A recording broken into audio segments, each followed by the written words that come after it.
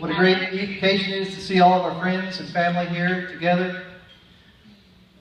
I'm honored as father of the bride to say just a few words. Thank you, Nick, for introducing me. First, I want to welcome Josh's parents, Marcy and Mike, and Bob and Ann. Thank you for coming. And all the rest of his family. I know some of you guys are traveling from quite a ways to be here. Thank you for coming tonight. I'd also like to welcome all the rest of our friends who've come in family. The Scotts, Charlie, Harriet. Glad to see you guys here tonight. My mom, my dad. It's a pleasure that you guys could join us. By your presence here today, you show your friendship and love for Wedjnj and Josh. And I know that it means a great deal to them, as it does to me. Thank you all for coming. As I walked the grounds of this lovely center a few hours before tonight's ceremony down by the creek, wasn't that beautiful? You know, I couldn't help but notice the long shadow it cast from the top of Darrell K. Royal, Texas Memorial Stadium. And as that shadow fell across the top of the stadium on my back, I thought, wow, Cabot, the eyes of Texas are upon you. And I must say, although not having quite the mystique of Kyle Field, it was indeed moving. And so, I would like to pass along to Josh and Jenny the same sentiment that I felt earlier this evening. The eyes of Texas are upon you. Today, it's a very special day, one that I know you will always remember all the live long day. As you know, daughters hold a very special place in the hearts of their fathers. And Jenny is no exception. Our firstborn, our first joy. The first one to walk. The first one to talk. Our first one to get on the school bus and go off to school by herself. Our first little dancer. Our first teenager. That was a trip.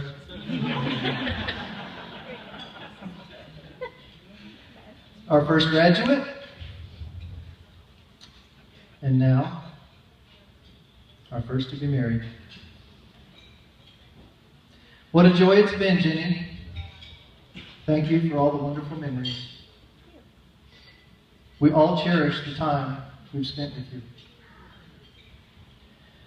So, let's all step back in time for a moment. For a moment. The year was 1982. It was fall in the Rio Grande Valley of Texas, early October to be exact. Ronald Reagan was president. Epcot Center had just opened a week before in Orlando, Florida. Compact discs, CDs, had been invented, but they were not yet available in the U.S.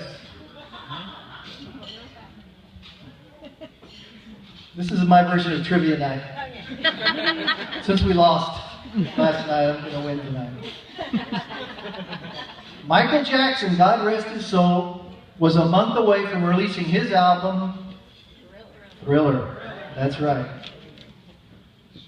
And IBM had just released DOS 1.1 for PCs. And for all of you Apple fans, and I know there's a bunch of you guys out there, the first Macintosh had not yet been invented. And so it was at that time, and it was a beautiful time. It was on a Friday night, and Sherry and I sat on our couch in our little house on Highland Street. And we sat on the couch and watched J.R. Ewing in his sinister ways on Dallas.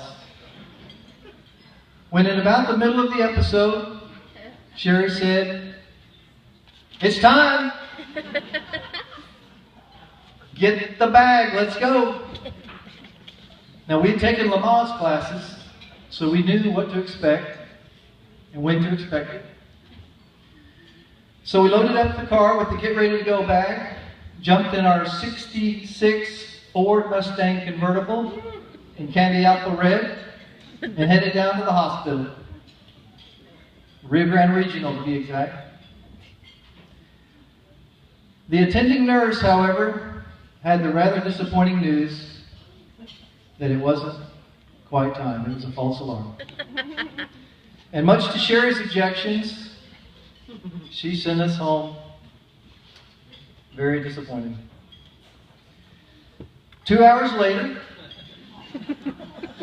now approaching midnight, Sherry once again exclaimed, "It's time." And I said, "Are you sure? We can do this again." So we loaded up the car, headed again, back down to the hospital. And this time, it was the real deal. And we waited impatiently for Dr. Chester to show up. Thank you, Marcy. And so it was in the early morning hours of October the 9th, 1982, the beginning of life for our beautiful baby,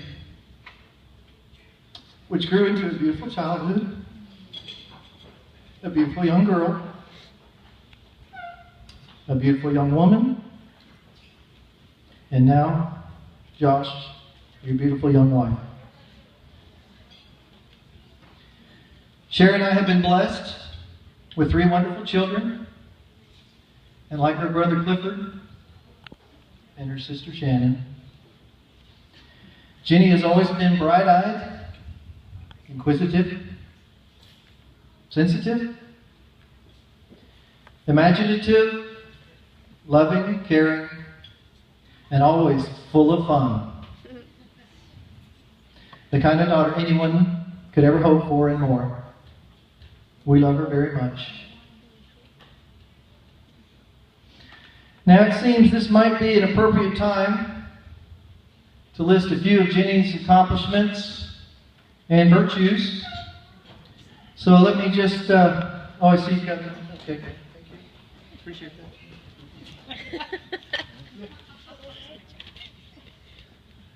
Just a second, please. Yeah. All right, so hang on just a second.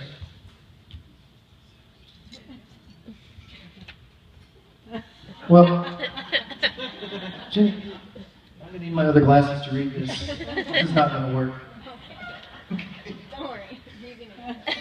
All right. Well.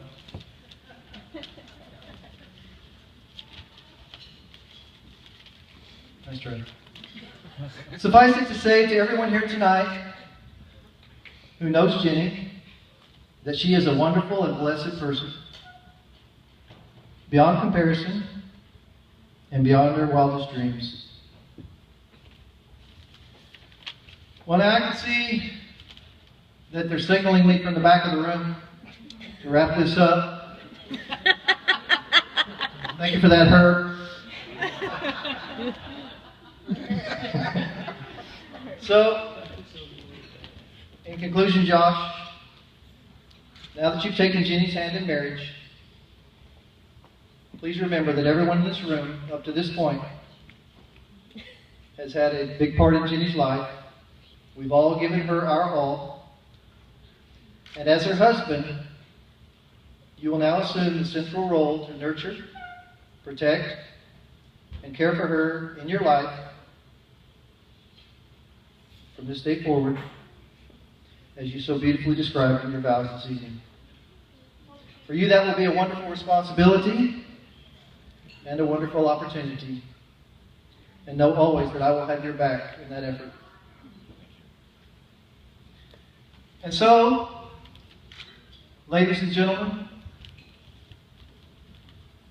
if you would please pour your drink and join me in a toast.